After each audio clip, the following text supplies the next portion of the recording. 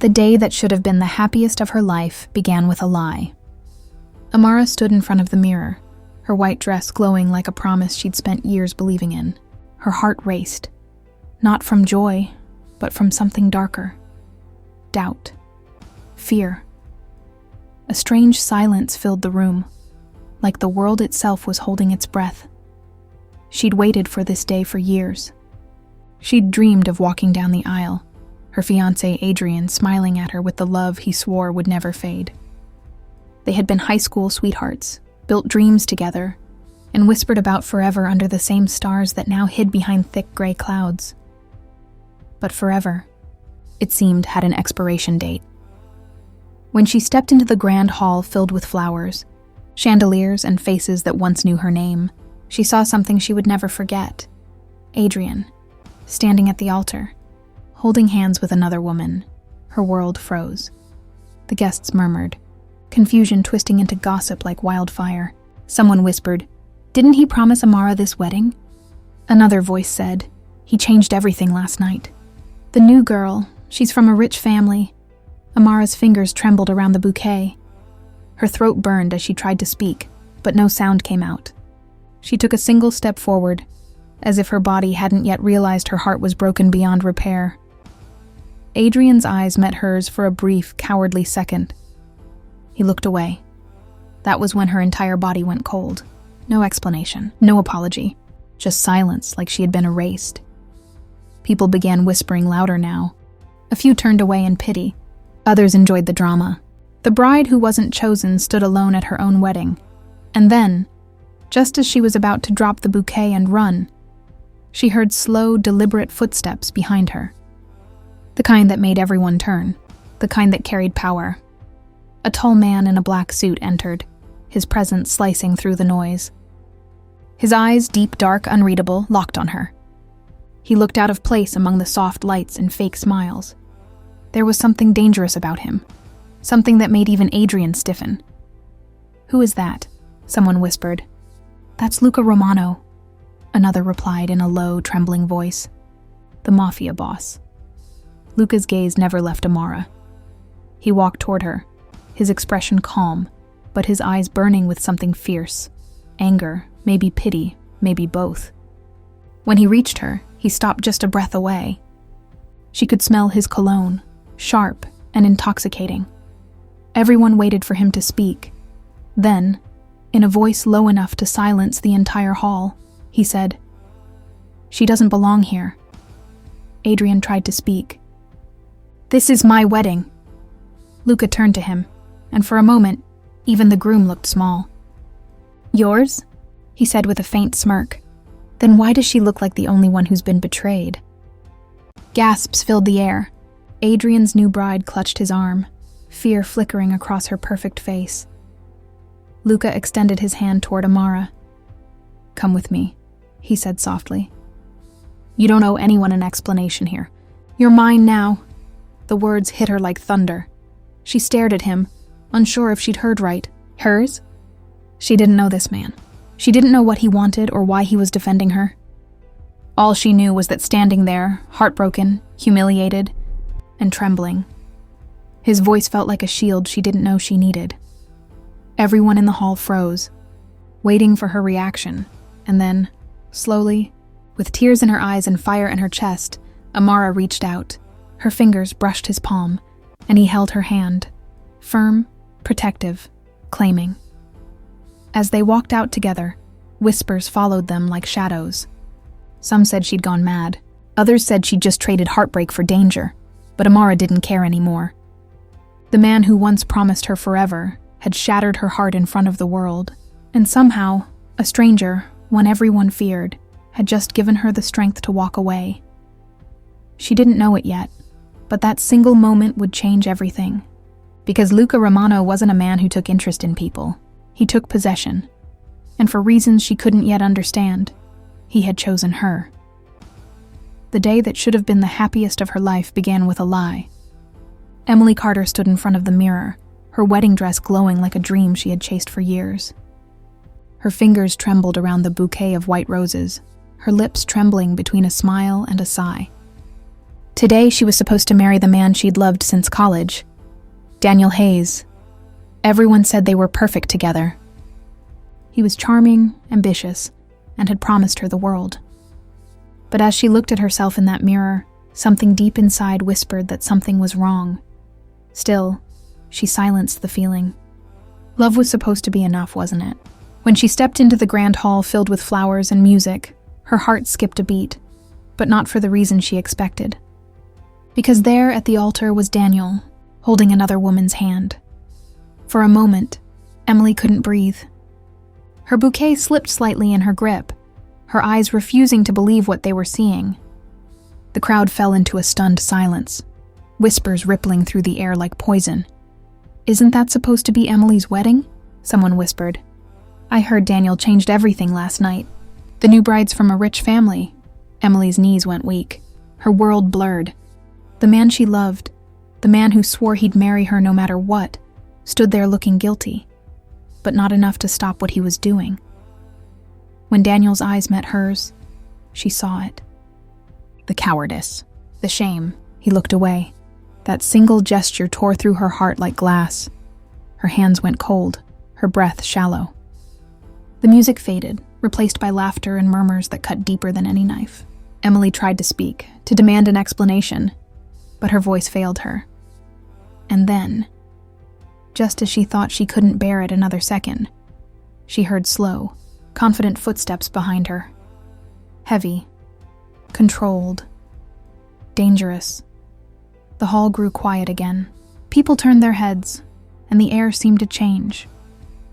A man in a dark tailored suit entered, tall and composed, his presence commanding the entire room without saying a word. His gaze found Emily instantly. His expression was unreadable, but his eyes, they burned with something fierce. Someone near the back whispered, "That's Alexander King." "The Mafia boss?" Another hissed, "What's he doing here?" Alexander didn't look at anyone else. He walked straight toward Emily, his sharp blue eyes locked on her like she was the only person in the world. Every step he took made Daniel flinch. When he stopped beside her, his voice cut through the air, low, smooth, and cold.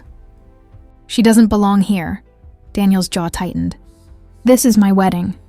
Alexander turned his head slightly, giving him a look that made the groom take a step back. "Your wedding?" he said, a faint smirk on his lips. "Then why does she look like the one who's been left at the altar?" Gasps spread across the hall. The bride beside Daniel grabbed his arm nervously. Then Alexander looked back at Emily. His voice softened, almost gentle. "Come with me," he said quietly. "You don't owe them a single word." He paused, then added, in a tone that sent a shiver down her spine, "You're mine now." Her heart stopped. She didn't know this man. She didn't know why someone as feared as him was defending her. But in that moment, humiliated, broken, surrounded by whispers, his words felt like the only thing holding her together. Everyone stared, waiting for her to run or scream. Instead, Emily took a trembling breath and reached for his hand. Alexander's fingers closed around hers, strong, protective, certain. He led her out of the hall, past the shocked crowd and the man who had just destroyed her world. And as the doors closed behind them, she didn't look back. Emily Carter had walked into that church as a bride. She walked out as something else entirely, someone claimed, protected, and unknowingly stepping into a world far darker than she could ever imagine, because Alexander King wasn't a man who fell in love. He was a man who possessed, and now he had chosen her. Possessed, and now he had chosen her. The car ride was silent. Emily sat by the window, staring out as rain began to fall, each drop racing down the glass like the tears she refused to shed. Her hands were clasped tightly in her lap, trembling as if her body still hadn't caught up with what had just happened. She had been betrayed in front of everyone she knew, humiliated, discarded, left to be pitied. And now, she was sitting in a black car beside a man whose name made people whisper in fear. Alexander King. He hadn't spoken since they left the church. His hand still rested loosely on the steering wheel, his other on his knee, calm. Too calm. The air between them was thick, part tension, part unspoken understanding. Finally, Emily broke the silence. "Why did you do that?" she whispered, her voice cracking. "Why did you take me away?" Alexander didn't look at her. "Because watching a woman get broken in public is something I don't tolerate," he said quietly. "And because he didn't deserve your tears." His tone was steady, but there was something raw beneath it. It wasn't sympathy, it was something else. Emily laughed bitterly, wiping a tear from her cheek. "You don't even know me." "I didn't have to," he replied. "I could see everything in your eyes." He finally glanced at her then, his gaze sharp yet unexpectedly gentle. "You looked like someone who lost everything in one heartbeat." "I've seen that before." She turned away, her chest tightening. "What do you know about losing everything?" she murmured. For a long moment he said nothing. Then softly, "More than you'd believe." The car pulled into a long driveway lined with tall iron gates. Beyond them stood a mansion, dark, enormous, surrounded by silence. It looked like the kind of place that could hide 1,000 secrets. As the car stopped, Emily's throat tightened again. "Where are we?" "My home," Alexander said simply. "You'll stay here until you decide what to do next." Her heart jumped. "I can't stay here," she said quickly. "People will talk. They'll think—" "Let them think whatever they want," he interrupted, stepping out of the car. He opened her door and held out his hand again. The same hand that had pulled her away from the wreckage of her heart. "You don't owe anyone an explanation anymore, Emily. Not him, not the world." She hesitated, looking up at him. Rain soaked her hair, her makeup smeared, her dress ruined. And yet, when he looked at her, she didn't feel broken. She felt seen. For the first time that day, inside the mansion was warm, elegant, and eerily quiet. The faint scent of whiskey and cedar lingered in the air. He led her to a sitting room with a fire already burning. "Sit," Alexander said softly. "You need to breathe." Emily sat, still gripping the bouquet that now looked wilted and sad. He poured her a glass of water, placed it on the table, and stood watching her with an expression she couldn't read. "Does it hurt?" he asked after a while, her eyes filled again. "Yes," she whispered. "It hurts so much I can't even think. I keep replaying it, his face, her smile. Everyone's staring at me like I was nothing." Alexander walked closer, crouching slightly to meet her eyes. His voice was low. "Then stop giving him the power to hurt you. He's already shown you what kind of man he is." Emily shook her head. "You make it sound so easy." "It's not," he admitted. "But pain only wins if you let it." She looked at him then, really looked. His eyes were the kind that held secrets, maybe even pain of their own. He wasn't gentle in the way good men were, but there was something protective about him, something that made her want to trust him, even though every part of her said she shouldn't. He stood up. "You'll stay here tonight. My people will make sure no one bothers you. I'll have a room prepared." As he turned to leave, Emily said quietly, "Why me, Alexander? You could have just walked away." He stopped in the doorway, his back to her. For a moment, he didn't move or speak. Then he said, almost under his breath, "Because sometimes, saving someone else is the only way to forget that no one ever saved you." And with that, he walked away, leaving her in the soft glow of the fire, holding her ruined bouquet, torn between heartbreak and the strange warmth his words had left behind. That night, as she lay in the bed of a stranger's house, the world felt heavy. But for the first time since the wedding, Emily didn't cry herself to sleep, because somewhere deep down, she felt that her story with Alexander King was only just beginning. Morning came quietly. A pale stripe of light crept across the heavy curtains, drawing a silver line across the velvet sheets. Emily woke with a start, forgetting for a moment where she was. Then memory hit like a wave. The wedding, the betrayal, the stranger who pulled her away. The room was enormous, almost intimidating. On the bedside table lay a tray. Tea, fruit, a small folded note. "Eat something. A." She stared at the handwriting. It was sharp, deliberate, like the man himself. Emily sipped the tea, trying to calm her thoughts. The night before felt like a fever dream. Why had he helped her? Why did she let him? A soft knock came at the door. A woman neatly dressed in black stepped inside. "Good morning, Miss Carter. Mr. King asked me to see if you're all right." "I'm not sure," Emily said honestly. "Where is he?" "In his office," the woman replied. "He's been awake since 4. Business." Her voice lowered, almost protective.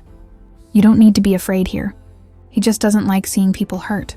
Afraid. The word lingered. She wasn't afraid, not exactly. It was something else. Curiosity, maybe. She followed the woman through long corridors until they reached a tall door. Voices came from inside, Alexander's low tone, another man's gruffer reply. "No loose ends," Alexander was saying. "If anyone asks, she's a guest under my protection." "That's all," Emily froze. Guest under his protection. The word sounded both safe and dangerous. The door opened suddenly. Alexander stood there, his expression unreadable. He looked different in the daylight, tired, unguarded. "You shouldn't be wandering around," he said, not harshly but firm. "I heard my name," Emily said, lifting her chin. "I don't like being spoken about like I'm a secret." Something flickered in his eyes. Surprise, maybe respect. "Fair point," he said quietly. He nodded toward the hallway. "Come on, walk with me." They moved through the garden outside, autumn leaves crunching under their feet. The air smelled of rain and roses. "You're wondering who I am," Alexander said finally. "I already know the name," she replied. "Everyone knows it." He gave a faint, humorless smile. "Names tell stories, but not always the truth." "Then tell me the truth," Emily said. "Why me? Why did you even come to that wedding?" He stopped walking. For a moment, the mask slipped. "I was there for business," he admitted. "Daniel Hayes' father owed me money. I went to make sure it was paid." Emily's stomach turned. "So you were there because of him?" "Yes," his voice softened. "But I didn't expect to find someone standing alone, shaking, pretending not to cry in front of 100 people." He looked at her then, directly. "That's when I decided he wasn't the only one who needed to face me." She looked away, struggling to steady her voice. "You make it sound like I'm a project." "No," he said. "You're a reminder." "Of what?" He hesitated. "Of how easy it is to lose everything and still stand up straight." The honesty in his tone caught her off guard. There was no threat in it, no arrogance, just exhaustion. For the first time, she saw the man behind the reputation. They reached the end of the path overlooking the city. Below them, the skyline shimmered through the mist. "I don't know what you've heard about me," Alexander said quietly. "But I'm not the monster people think I am. I do things most wouldn't, yes, but I keep my word." "You're safe here, Emily. When you're ready, you can leave." Something in her chest tightened. Freedom should have felt like relief, yet the thought of leaving made her heart ache in a way she didn't understand. She nodded slowly. "Thank you." As they turned back toward the house, she noticed a scar along his wrist. Thin, pale, old. He caught her looking. "Old story," he said. "One I don't tell anymore." Emily smiled faintly for the first time since the wedding. "Maybe one day you will." He didn't answer, but for a brief second, his expression softened. The kind of look that said he wasn't used to being seen either. That night, Emily lay awake again, staring at the ceiling. The pain of Daniel's betrayal was still there, sharp and heavy. But now another feeling joined it. Something strange, unsteady, and impossible to name. Something strange, unsteady, and impossible to name. The next few days passed in a strange blur. Emily still woke each morning, expecting to see the familiar corners of her old apartment, only to find the high ceilings and quiet echo of Alexander King's mansion. The place looked more like a fortress than a home. Guards at the gates, cameras tucked into corners, doors that stayed locked without explanation. He was rarely there during daylight. Sometimes she'd catch a glimpse of him leaving before sunrise, his coat over his shoulder, phone pressed to his ear. Other times she'd find him late at night in the study, staring into a glass of whiskey, lost somewhere she couldn't reach. One evening, Emily wandered downstairs, restless. The storm outside rattled the windows, thunder rolling across the hills. She followed the faint sound of music to the library. Alexander was there. No phone, no guards, just him. A record player spinning a slow jazz tune, the glow of the fire softening the hard lines of his face. "You should be asleep," he said without looking up. "I couldn't," Emily answered, stepping closer. "It's too quiet in this house. It feels like it's holding its breath." He gave a half smile. "That's not the house." "That's me." She sat across from him. For a long moment, neither spoke. The air between them was heavy with everything unsaid. The wedding, the rescue, the strange safety she felt near him even though his world terrified her. "Alexander," she began carefully, "what are you really involved in?" He turned the glass in his hand, watching the amber liquid move. "You wouldn't like the answer." "I don't like not knowing," she said. "Everyone treats you like a ghost story. But you're not one. You're just a man, aren't you?" His eyes lifted to hers, blue, cold, and tired. Once, maybe. The honesty in that one word hit her harder than any confession. He looked like someone who had traded peace for power and couldn't find his way back. "Why tell me I'm safe here?" she asked quietly. "If your world isn't." He set the glass down. "Because safety isn't a place, Emily. It's a choice. You needed somewhere to start again. That's all I wanted to give you." She searched his face for deception and found none. Only regret. "I don't need saving," she said. He nodded slowly. "Good. Then start saving yourself."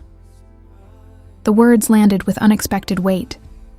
Later that night, as she walked back through the halls, she passed a half-open door. Inside, 2 men were speaking in hushed tones. She recognized one, Jonas, Alexander's second-in-command. "The Hayes account," Jonas said. "If we cut ties now, it'll cause noise." "Do it quietly," Alexander replied. "I'm done cleaning up their mess." Emily froze. Hayes. Daniel's family. Her breath caught as she backed away. A dozen questions crashed through her mind. Had Alexander helped her out of kindness, or out of some deal gone wrong with Daniel's father? That night she couldn't sleep. Lightning flashed across the ceiling, each strike revealing fragments of her thoughts. She wanted to believe Alexander's gentleness was real, but the shadows around him were growing thicker. By morning, she had made a decision. She wasn't going to run, and she wasn't going to hide behind his protection anymore. She would find out the truth. About him, about Daniel, about why her heartbreak had somehow collided with a man who carried 1,000 secrets. For the first time since the wedding, she looked in the mirror and saw not a victim, but a woman determined to understand the storm she'd been thrown into. Outside her window, the mansion's guards moved like silhouettes against the rising sun. Somewhere below, Alexander's voice echoed, steady, commanding, untouchable. Emily whispered to herself, "If I'm going to stay in his world, I need to know what kind of man rules it." And with that thought, the fear inside her turned into something else, resolve. By the next morning, the mansion had its usual rhythm again. The quiet hum of staff, the scent of coffee and polish. Alexander's office door closed tight. Emily sat at the breakfast table staring at a newspaper she wasn't really reading. A single line in the business section caught her eye. Hayes Group faces sudden financial collapse. Her stomach twisted. She rose, marched down the corridor, and pushed open Alexander's office door. He looked up from a stack of folders. "You shouldn't just walk in." "Then stop giving me reasons to," she said. She held the paper up. "You did this, didn't you?" He leaned back in his chair, expression unreadable. "I did what had to be done. Daniel's father built his fortune on other people's ruin. Now he answers for it. And Daniel?" she pressed. "Protected," he said evenly. "For your sake, not his." Emily shook her head. "You talk like you're fixing the world, but you're just moving its pieces." Something in his jaw tightened. "You wanted the truth. That's it." She swallowed hard. "You could have told me. You should have told me." His voice dropped. "And you would have believed me? After what he did to you? Would you have trusted that I wasn't using you to reach him?" The room went still. She hated that he was right. Alexander stood, the morning light catching the faint scar along his wrist again. "I don't lie to the people I protect, Emily. But I don't give them reasons to get hurt either." She crossed her arms. Maybe I don't need your protection. He studied her for a long moment. Maybe not. Then softer. But you have it anyway. The quiet between them felt like the moment before a storm breaks. Emily turned to leave, but his voice stopped her at the door. Daniel's family isn't finished with you. They'll come looking for something to blame. You're safest here until that passes. She faced him. You can't keep saving me from every shadow. He almost smiled. I'm not.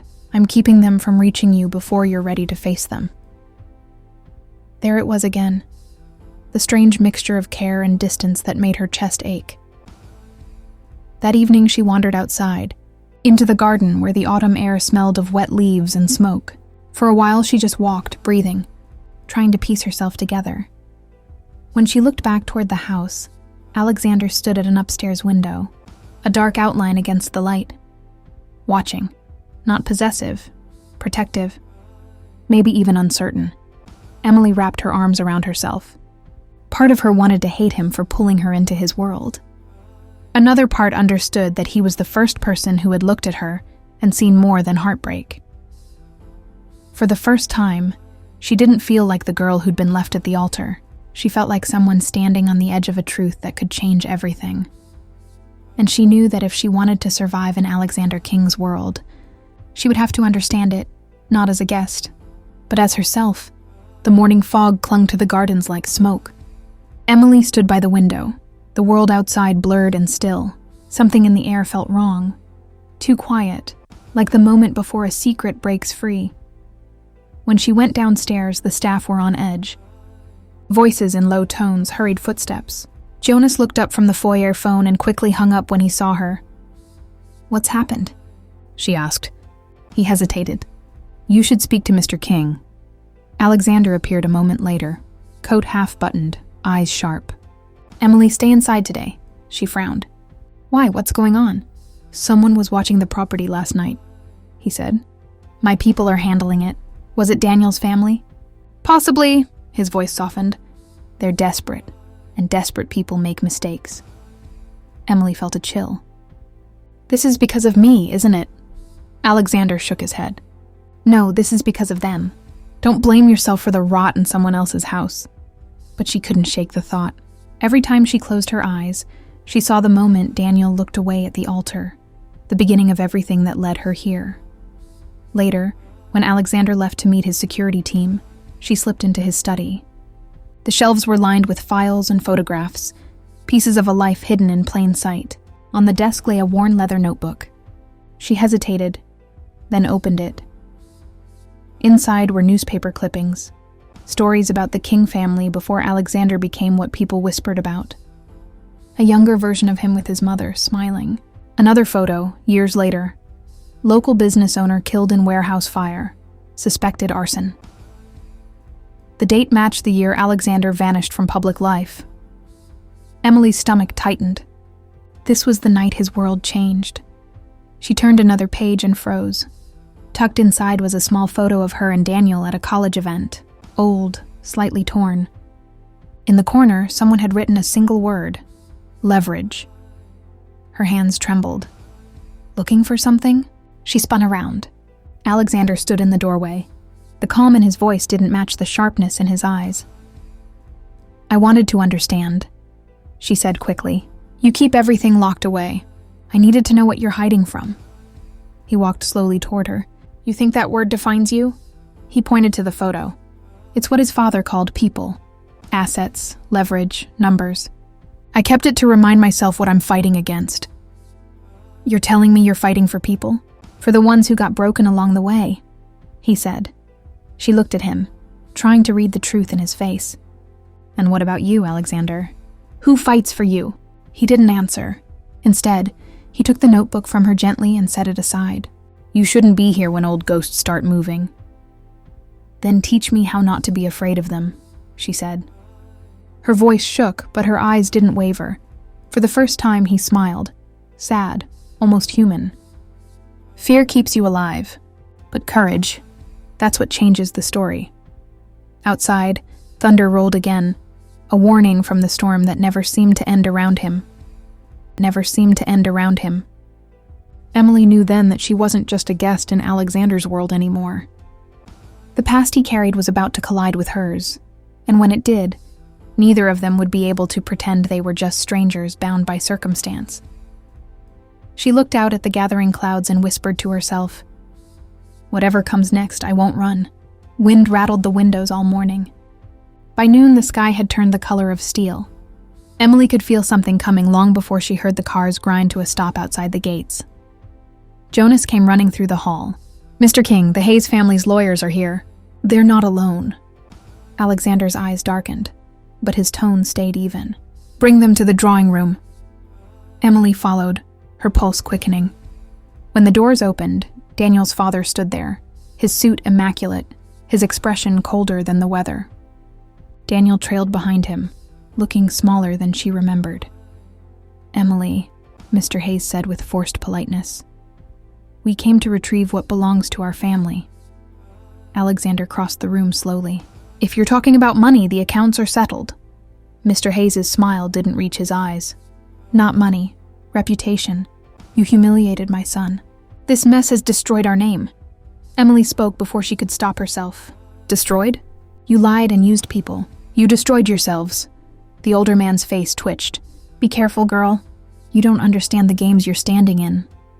"I understand enough," she said, her voice steady. "You treat people like tools. You treated me like a business deal." Daniel looked at her then, really looked at her. And for the first time, she saw guilt rather than arrogance. "Emily, I never meant for it to go that far," he said quietly. She met his gaze. "You meant every promise until something richer came along." Silence stretched, heavy as thunder. Alexander finally spoke. "This conversation is finished. You'll leave now, and you'll stop sending people to watch my property." Mr. Hayes turned toward him. "You think she's safer with you? You're still that boy from the docks who learned to make threats instead of friends."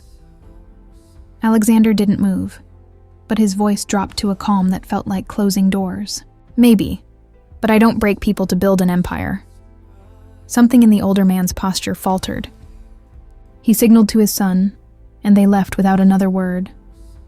When the door shut, the silence felt deafening. Emily stood still, shaking but unbroken. Alexander exhaled, the tension draining from his shoulders. "You handled that better than I did."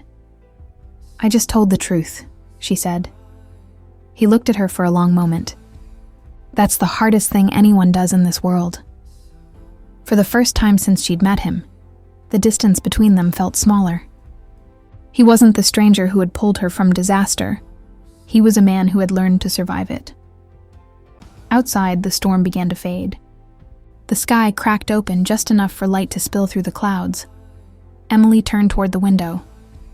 "Maybe it's over now." Alexander shook his head. "Storms like this never end. They just teach you how to stand in the rain." She smiled faintly. "Then I guess I'm learning." A week passed before the mansion began to feel quiet again. The Hayes name filled the news for days, their downfall described in clipped headlines and blurred photographs. Each time Emily saw her own image in the corner of a page, she turned it over. She didn't want to be the symbol of anyone's scandal anymore. Every morning, she took her tea out to the garden where the last of the autumn leaves clung to the branches.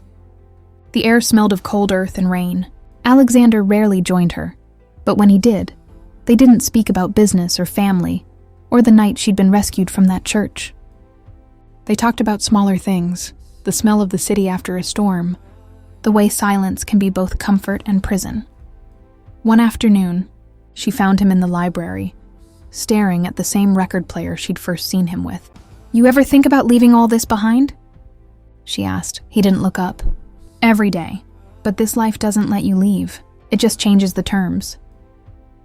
"Maybe that's true," she said softly, "but we still get to choose who we are inside it." That made him turn. "And who are you now, Emily Carter?" She smiled faintly. "Someone who finally knows her own name." He studied her, then nodded.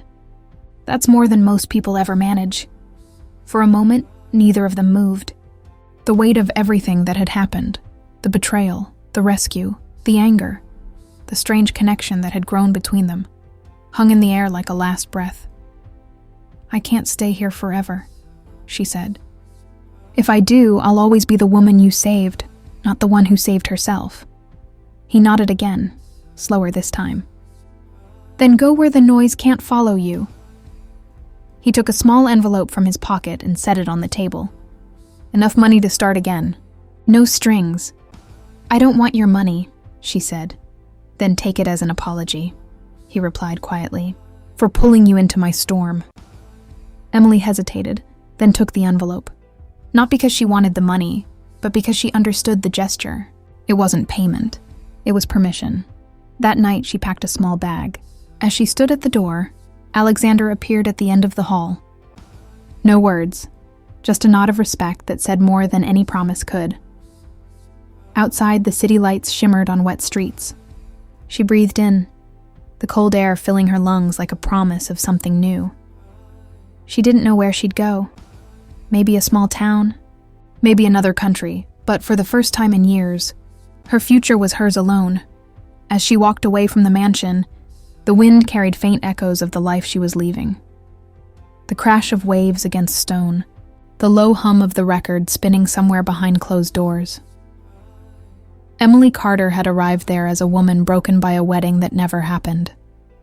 She left as someone who had learned the hardest truth of all, that sometimes the person who saves you isn't meant to stay, and the real victory is learning to save yourself.